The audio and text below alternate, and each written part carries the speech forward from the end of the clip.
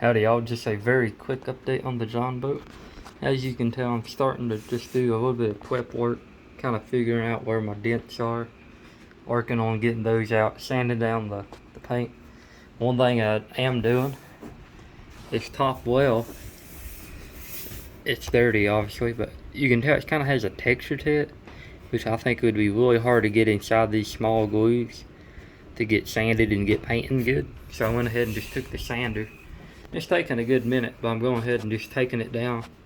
The nice and smooth, consistent surface. I think that would really, you can also tell, it's gonna have a lot nicer sheen than if I caught a paint over this textured here.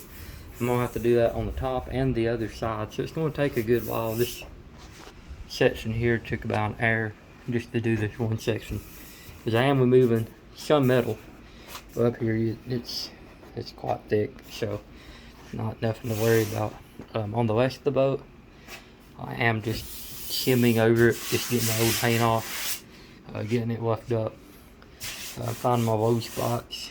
I'm gonna try to work them out with a hammer as much as I could and get them as smooth as I can.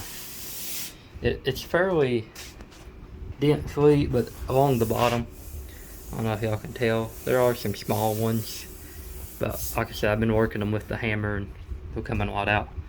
But big thing is along this top well, getting out this little glue here and here, and just making that a smooth transition as I have down here, so it's just nice and smooth.